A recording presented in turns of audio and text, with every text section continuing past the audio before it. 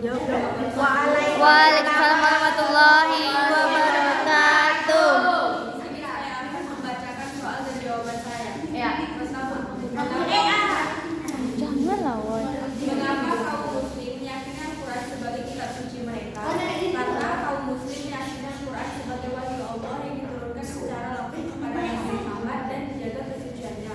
Dua, bagaimana pandangan kaum muslim tentang histori terhadap kitab suci umat Yahudi dan Kristen? Pandangan kaum muslim tentang histori atau penyimpangan tidak tunggal, melainkan beragam sesuai tradisi khasnya dan pemikiran. Tiga, jelaskan pengertian wahyu menurut istilah. Menurut istilah, wahyu adalah nama Allah SWT yang diturunkan kepada salah seorang. Nah, maksudnya adalah Allah yang maksud memberikan pengetahuan kepada orang-orang yang terpilih baik secara langsung maupun tidak langsung. Empat, sebutkan cara Allah menyampaikan wahyu kepada nabi-nabinya menurut kitab bahasa yang Al-Quran. Pertama, memberitahukan dengan tidak memakai perantara. Kedua, memberitahukan melalui perantara malaikat yang bernamai Al-Alamin. Ketiga, Allah menanamkan rasa kesenangan kepada para nabi serta menghilangkan keimbangan nabi. Lima, jelaskan pengertian ilham dalam Islam. Ilham dalam Islam adalah sesuatu yang bersumber dari Allah atau malaikat yang membuat seseorang dapat memahami perintah, larangan, motivasi hingga ancaman. Enam, sebutkan cara bagaimana turunnya ilham. Melalui mimpi yang benar, melalui perantara malaikat Jibril, dari balik takdir, dan ilham langsung di hati. 7. Apa contoh surah Makkiyah dan Madaniyah? Yang pertama, surah Makkiyah, Quran surah Al-Fatihah, Quran surah Al-An'am, Quran surah Al-Aqaf, Quran surah Yunus, dan Quran surah Hud. Yang kedua, surah Madaniyah, Al-Baqarah, Ali, Imran, An-Nisa, Al-Maidah, At-Taubah. 8. Apa poin penting definisi muhkam dan mutasyabih? Muhkam merupakan ayat yang maksudnya terang, sementara mutasyabih hanya dipahami oleh Allah. 9. Fungsi Al-Quran adalah Al-Quran berfungsi tidak hanya sebagai buku, tetapi juga petunjuk moral dan sosial. 10. Apa itu wahyu menurut Al-Asafani? Dalam Al-Quran Garib, Al-Quran berarti isyarat cepat. 11. Sebutkan aspek-aspek kemukjizatan Al-Quran.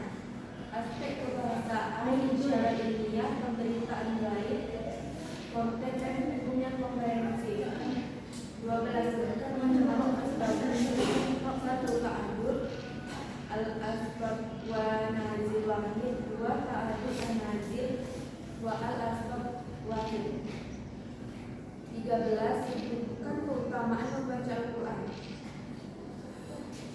1. Sebagai syafaat nilai kiamat. 2. Mendapat pahala yang berlipat ganda. 3. Meningkatkan derajat di surga. 4. Sebagai obat dan penyembuh. 5. Keberkahan dalam hidup. 14. Apa saja hikmah turunnya Al-Quran? 1. Melembutkan hati Rasulullah SAW. 2. Tantangan dan mukjizat. 3. Memudahkan masalah. 4. Relevan. 5. Tanpa diragukan bahwa Al-Quran Al-Karim diturunkan dari sisi yang maha bijaksana. 15. Dalam pandangan Al-Quran, pesan utama dari semua nabi adalah keyakinan kepada Tuhan Esa yang juga menghubungkan Al-Quran, Taurat, dan Injil.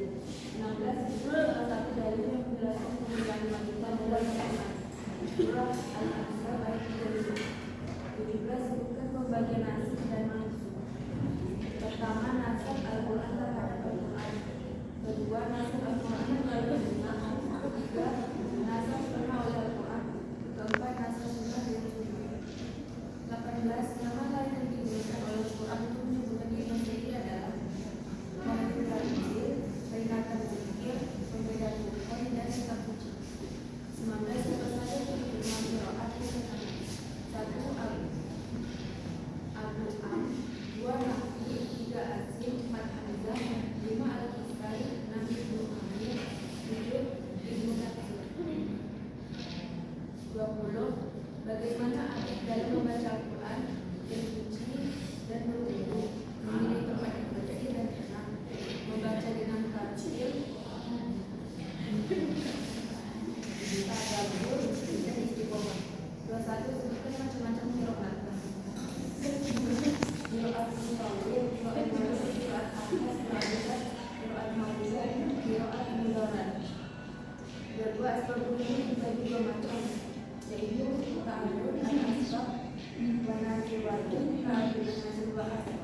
bahwa dan juga sebelum menyampaikan beberapa